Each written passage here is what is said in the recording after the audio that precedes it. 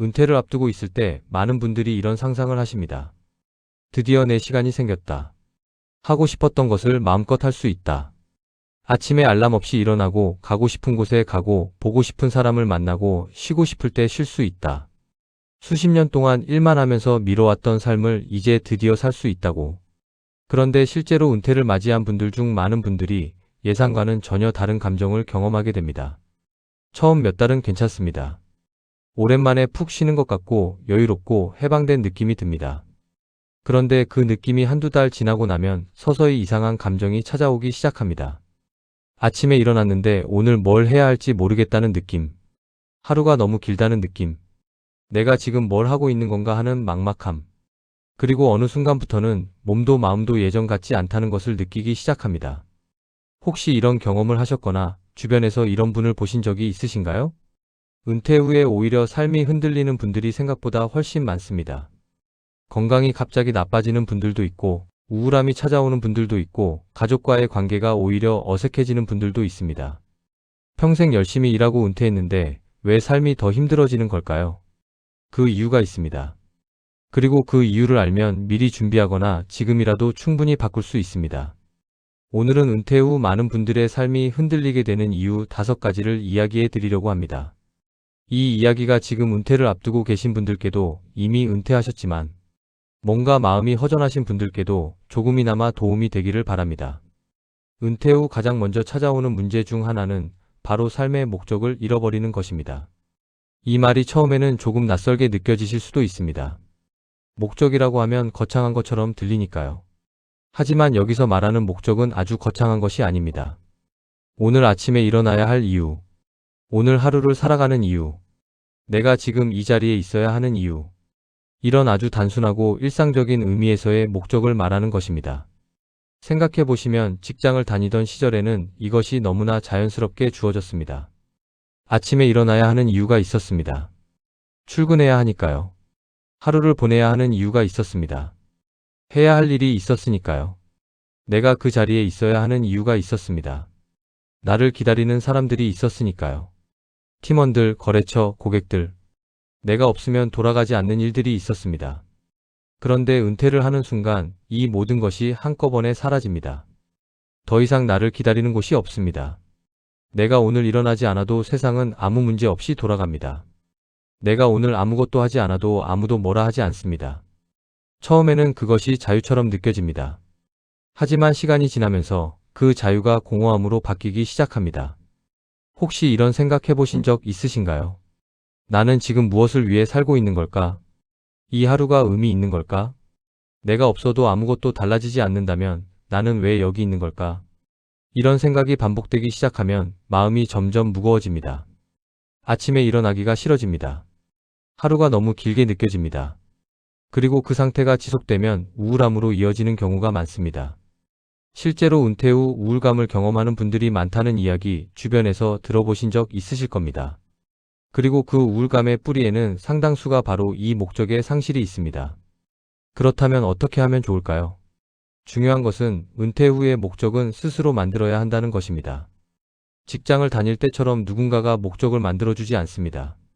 내가 직접 찾아야 합니다. 그 목적이 거창할 필요는 없습니다. 매주 화요일마다 손자를 돌봐주는 것도 목적이 될 수 있습니다. 텃밭에서 채소를 키우는 것도 목적이 될 수 있습니다. 오래전에 배우고 싶었던 악기를 배우는 것도, 동네 도서관에서 책을 읽는 것도, 아침마다 1시간씩 걷는 것도 다 목적이 될 수 있습니다. 중요한 것은 크기가 아닙니다. 매일 아침 일어나야 할 이유가 하나라도 있느냐, 그것이 중요합니다. 은퇴를 앞두고 계신 분이라면 지금부터 딱 한 가지만 생각해 보십시오. 은퇴 후에 내가 꾸준히 할 수 있는 것이 무엇일까? 그것을 미리 찾아두는 것이 은퇴 후 삶을 단단하게 만드는 첫 번째 준비입니다. 은퇴를 하고 나서 가장 많은 분들이 뒤늦게 실감하는 것이 있습니다. 바로 인간관계의 공백입니다. 직장을 다닐 때는 매일 사람을 만났습니다. 아침에 출근하면 동료들이 있었고 회의를 하면서 이야기를 나눴고 점심을 같이 먹으면서 잡담도 했습니다. 퇴근길에 가끔 한잔하기도 했고 바쁜 시기에는 밤늦게까지 함께 일하면서 동료애를 느끼기도 했습니다. 그때는 그 관계들이 그냥 직장 때문에 만나는 사람들이라고 생각했을 것입니다. 특별히 가깝지 않아도 같은 공간에 있다는 것만으로 연결감이 있었습니다. 오늘 있었던 일을 나눌 수 있는 사람이 있었고 힘든 날 잠깐 푸념할 수 있는 사람이 있었습니다. 그런데 은퇴를 하는 순간 이 관계들이 대부분 사라집니다. 처음에는 동료들과 연락을 주고받습니다. 가끔 만나기도 합니다. 그런데 시간이 지나면서 연락이 뜸해지고 만남도 줄어듭니다. 아무도 나쁜 사람이 아닙니다. 그냥 공통의 화제가 없어지는 것입니다. 직장을 다닐 때는 같은 일, 같은 사람, 같은 공간이라는 공통점이 있었지만 이제는 그것이 없습니다.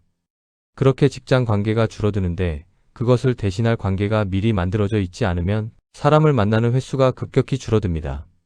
혹시 이런 생각해 보신 적 있으신가요? 오늘 하루 종일 아무와도 대화를 나누지 못했다는 것을. 가족과 사는 분들은 가족과 몇 마디 나누는 것이 전부이고 혼자 사는 분들은 편의점 직원과 나누는 짧은 인사가 그날의 유일한 대화인 경우도 있습니다. 사람은 혼자서는 건강하게 살기 어렵습니다. 이것은 기분 문제가 아니라 건강 문제입니다. 외로움이 오래 지속되면 면역력이 떨어지고 인지 기능이 저하되고 우울감이 깊어질 수 있다는 것이 여러 연구들을 통해 확인된 사실입니다. 그런데 많은 분들이 이 문제를 그냥 지나칩니다. 나이가 드니까 이런 거겠지. 원래 혼자 있는 것을 좋아하는 편이야. 이렇게 생각하면서 넘어가십니다. 하지만 지금부터라도 신경 써야 할 부분이 있습니다. 관계는 저절로 만들어지지 않습니다. 특히 은퇴 후에는 더 그렇습니다. 직장처럼 자동으로 사람을 만나게 해주는 구조가 사라졌기 때문에 스스로 움직여야 합니다. 어색하더라도 귀찮더라도 먼저 연락을 해야 하고 모임에 나가야 하고 새로운 사람을 만나야 합니다. 동네 경로당이나 복지관, 문화센터의 프로그램을 통해 새로운 관계를 만드시는 분들도 많습니다. 처음에는 낯설고 어색하지만 꾸준히 나가다 보면 자연스럽게 연결이 생깁니다. 종교 활동을 통해 공동체를 유지하는 분들도 많고 동호회나 봉사활동을 통해 의미 있는 관계를 만들어가는 분들도 있습니다. 방법이 무엇이든 핵심은 하나입니다. 은퇴 후에도 사람과 이어져 있어야 한다는 것. 그리고 그것은 저절로 되는 것이 아니라 내가 만들어가야 하는 것이라는 사실입니다. 은퇴 후에 건강이 갑자기 나빠지는 분들이 있습니다. 그런데 그 이유가 단순히 나이 때문만은 아닌 경우가 많습니다. 직장을 다닐 때는 사실 건강 관리를 잘 못하면서도 어느 정도 몸을 유지할 수 있었습니다. 매일 출퇴근을 하면서 걷고 직장에서 이 방 저 방 움직이고 사람들을 만나면서 두뇌가 활발하게 돌아갔습니다. 규칙적인 생활이 자동으로 만들어졌기 때문입니다. 그런데 은퇴를 하면 그 자동 시스템이 사라집니다. 아침에 일어나야 할 이유가 없으니 늦게까지 자게 됩니다. 나갈 일이 없으니 집에만 있게 됩니다. 움직임이 줄어들고 식사 시간이 불규칙해지고 햇빛을 보는 시간이 줄어듭니다. 그리고 그것이 쌓이면서 몸이 서서히 약해집니다. 혹시 이런 경험 해보신 적 있으신가요? 은퇴하고 나서 오히려 더 피곤하다는 느낌. 아무것도 안 했는데 몸이 무겁다는 느낌. 예전에는 잘 걸어 다녔는데 요즘은 조금만 걸어도 힘들다는 느낌. 이것이 단순히 나이 때문만이 아닐 수 있습니다. 움직임이 줄어들면서 근육이 빠지고 체력이 떨어지는 것입니다. 그리고 한번 이 방향으로 가기 시작하면 갈수록 더 움직이기 싫어지고 더 안 움직이게 되는 악순환이 시작됩니다. 또 한 가지 중요한 것이 있습니다. 뇌의 건강입니다. 직장에 다닐 때는 매일 새로운 문제를 해결하고 계획을 세우고 사람들과 이야기를 나누면서 뇌가 끊임없이 활성화되었습니다. 그런데 은퇴 후에 하루 종일 텔레비전만 보거나 아무 자극 없이 시간을 보내면 뇌도 점점 둔해집니다. 이것이 인지 기능 저하로 이어질 수 있습니다. 그렇다면 어떻게 해야 할까요? 특별한 것이 필요한 게 아닙니다. 매일 조금씩 몸을 움직이는 것, 그것으로 충분합니다. 거창한 운동이 아니어도 됩니다. 아침에 동네를 한 바퀴 걷는 것, 집 안에서 가벼운 스트레칭을 하는 것, 계단을 이용하는 것. 이런 작은 움직임들이 쌓이면 큰 차이를 만들어냅니다. 뇌를 위해서도 마찬가지입니다. 매일 책을 조금씩 읽거나 새로운 것을 배우거나 사람들과 대화를 나누는 것이 도움이 됩니다. 완성도 높은 취미를 갖는 것도 좋습니다. 퍼즐을 맞추거나 글씨를 쓰거나 요리를 새로 배우거나 뇌가 계속 사용되고 있다는 느낌을 주는 활동이 중요합니다. 은퇴 후의 건강은 저절로 지켜지지 않습니다. 직장이라는 구조가 없어진 자리를 스스로 만들어낸 규칙으로 채워야 합니다. 몇 시에 일어나고 언제 걷고 무엇을 먹을지. 이런 작은 규칙들이 모여서 건강한 노후를 만들어갑니다. 은퇴 후 많은 분들이 예상보다 훨씬 강하게 느끼는 감정 중 하나가 바로 돈에 대한 불안입니다. 직장을 다닐 때는 매달 월급이 들어왔습니다. 그 금액이 크든 작든 일정하게 들어오는 돈이 있다는 것 자체가 심리적인 안정감을 주었습니다. 이번 달에 많이 써도 다음 달에 또 들어온다는 것을 알고 있었으니까요. 그런데 은퇴를 하면 그 흐름이 멈춥니다. 이제는 저축한 돈을 꺼내 쓰거나 연금을 받거나 자식에게 의존하는 구조가 됩니다. 그런데 아무리 충분히 준비를 했더라도 돈이 들어오는 것이 아니라 나가기만 한다는 것 자체가 불안감을 만들어냅니다. 혹시 이런 생각 해보신 적 있으신가요? 이 돈이 내가 살아있는 동안 다 없어지면 어떡하지? 갑자기 아프면 어떡하지? 예상치 못한 큰 돈이 필요한 일이 생기면 어떡하지? 이 불안이 너무 커지면 삶 전체가 위축됩니다. 가고 싶은 곳이 있어도 돈이 아까워서 못 가고 먹고 싶은 것이 있어도 참게 됩니다. 자식들에게 짐이 될까봐 아픈 것도 말 못하고 혼자 참는 분들도 계십니다. 그러면서 삶이 점점 작아지고 기쁨이 없어집니다.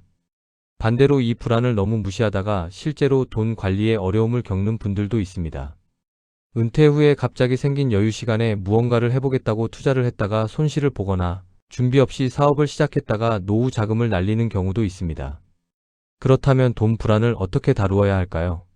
가장 중요한 것은 내 상황을 정확하게 아는 것입니다. 막연하게 불안해하는 것보다 실제로 내가 한 달에 얼마가 필요하고 지금 가진 돈이 얼마이며 앞으로 어떻게 들어오는지를 구체적으로 파악하는 것이 우선입니다. 숫자를 정확히 알면 오히려 불안이 줄어드는 경우가 많습니다. 막연한 불안은 숫자가 없을 때 더 커지기 때문입니다. 내 현실이 생각보다 나쁘지 않다는 것을 확인하면 안심이 되고 설령 부족한 부분이 있더라도 그것을 알아야 대처를 할 수 있습니다. 또 한 가지, 행복한 노후가 꼭 많은 돈을 필요로 하지는 않는다는 것을 기억하십시오. 사람들이 노후에 가장 소중하게 느끼는 것들, 가족과 함께하는 시간, 오랜 친구와 나누는 대화, 좋아하는 것을 천천히 즐기는 시간, 이런 것들은 사실 많은 돈을 필요로 하지 않습니다. 돈보다 마음의 여유가 더 중요한 시기가 바로 이 시기입니다. 은퇴 후 삶을 흔드는 마지막 이유는 어쩌면 앞에 네 가지를 모두 합친 것보다 더 일상적이고 더 조용하게 우리를 무너뜨리는 것입니다. 바로 하루를 의미 없이 보내는 습관입니다. 아침에 일어나서 텔레비전을 켭니다. 오전 내내 채널을 돌리다 보면 점심시간이 됩니다. 밥을 먹고 조금 누워있다 보면 오후가 됩니다. 오후에도 별다른 일이 없으니 다시 텔레비전을 보거나 핸드폰을 들여다봅니다. 그러다 보면 어느새 저녁이 되고 잠자리에 듭니다. 그리고 다음 날도 똑같이 반복됩니다. 혹시 이런 하루가 낯설지 않으신가요? 처음에는 그냥 쉬는 것이라고 생각합니다. 평생 열심히 일했으니 이제 좀 쉬어도 되지 않나. 그런데 그 쉬는 시간이 하루가 되고 일주일이 되고 한 달이 되면 그때부터 문제가 생기기 시작합니다. 몸이 무거워집니다. 의욕이 사라집니다. 아무것도 하기 싫어집니다. 그리고 이상하게도 아무것도 안 했는데 피곤합니다. 아무것도 안 했는데 허무합니다. 아무것도 안 했는데 하루가 너무 길고 시간이 가지 않습니다. 이것은 게으름의 문제가 아닙니다. 사람은 무언가를 하고 만들고 이루어낼 때 삶의 의미를 느끼도록 되어 있습니다. 아주 작은 것이라도 좋습니다. 오늘 화분에 물을 줬다. 오늘 책 10페이지를 읽었다. 오늘 맛있는 국을 끓였다. 오늘 오래된 친구에게 안부 문자를 보냈다. 이런 아주 작은 것들이 쌓여서 오늘 하루 나름대로 잘 살았다는 느낌을 만들어줍니다.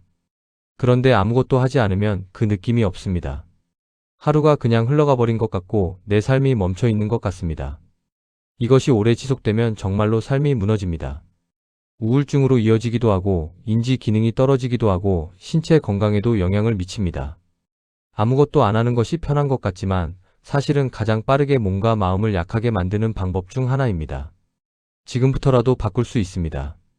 하루에 딱 한 가지만 의미 있는 일을 만들어 보십시오. 그것이 무엇이든 좋습니다. 매일 아침 30분 걷기, 매주 화요일마다 도서관 가기, 한 달에 한 번 옛 친구에게 전화하기. 이런 작은 약속들이 하루의 구조를 만들어줍니다. 그리고 그 구조가 생기면 하루가 훨씬 단단해집니다. 삶은 큰 사건으로 만들어지지 않습니다. 매일의 작은 하루들이 모여서 삶이 됩니다. 오늘 하루를 어떻게 보냈느냐가 결국 내 노후의 모양을 만들어 갑니다. 지금까지 은퇴 후 많은 분들의 삶이 흔들리게 되는 이유 5가지를 이야기해 드렸습니다. 삶의 목적을 잃어버리는 것, 인간관계가 급격히 줄어드는 것, 건강 관리를 소홀히 하는 것, 돈에 대한 불안이 커지는 것, 그리고 하루를 의미 없이 보내는 것. 이 5가지를 들으시면서 어떤 생각이 드셨나요? 혹시 지금 내 이야기 같다는 느낌이 드신 분도 있으실 것입니다. 아직 은퇴 전이지만 미리 준비해야겠다는 생각이 드신 분도 있으실 것입니다. 한 가지 말씀드리고 싶은 것이 있습니다. 오늘 이야기한 5가지 문제들은 준비가 부족한 분들에게 찾아오는 것이지 어떤 특별히 나쁜 분들에게 찾아오는 것이 아닙니다. 누구라도 준비 없이 은퇴를 맞이하면 흔들릴 수 있습니다. 그것이 자연스러운 것입니다. 수십 년을 1이라는 구조 안에서 살아오다가 갑자기 그 구조가 사라지면 흔들리는 것이 당연합니다. 그래서 이것은 부끄러운 일이 아닙니다. 내가 약해서 그런 것도 아닙니다. 그냥 아직 새로운 삶의 방식을 찾지 못했을 뿐입니다. 그리고 중요한 것은 지금부터라도 충분히 바꿀 수 있다는 것입니다. 목적을 잃었다면 지금 당장 작은 것 하나라도 시작해 보십시오. 오래 미뤄온 취미를 꺼내도 좋고 동네를 산책하면서 새로운 것을 발견해 보아도 좋습니다. 관계가 줄었다면 오늘 당장 오랫동안 연락하지 않았던 친구에게 문자 한 통을 보내보십시오. 건강이 걱정된다면 내일 아침부터 딱 10분만 걷기 시작해 보십시오. 돈이 불안하다면 오늘 내 상황을 종이에 한번 정리해 보십시오. 하루가 허무하다면 오늘 딱 한 가지만 의미 있는 일을 만들어 보십시오. 이 작은 것들이 처음에는 별것 아닌 것처럼 느껴질 수 있습니다. 그런데 그것이 하루하루 쌓이면 한 달 후에 삶이 달라집니다. 한 달이 쌓이면 1년 후의 삶이 달라집니다. 은퇴는 삶의 끝이 아닙니다. 어떻게 보면 은퇴는 처음으로 완전히 나를 위한 시간이 주어지는 시기입니다. 남을 위해, 회사를 위해, 가족을 위해 달려온 수십 년을 지나서 이제 진짜 나를 위한 시간이 시작되는 것입니다. 물론 그 시간을 잘 쓰려면 준비가 필요합니다. 저절로 행복한 노후가 오지는 않습니다. 하지만 조금만 의식적으로 신경을 쓰고 조금만 스스로를 돌아보면서 하루하루를 만들어가면 충분히 좋은 노후를 살아갈 수 있습니다. 오늘 이 이야기를 들으시면서 잠깐이라도 나의 지금을 돌아보셨다면 그것으로 충분합니다. 지금 어디에 계시든 어떤 상황에 계시든 지금 이 순간부터 시작할 수 있습니다. 너무 늦은 때란 없습니다. 오늘이 남은 삶 중 가장 이른 날이니까요. 조금씩 천천히 그렇지만 꾸준히 그렇게 하루하루를 만들어 가시길 바랍니다.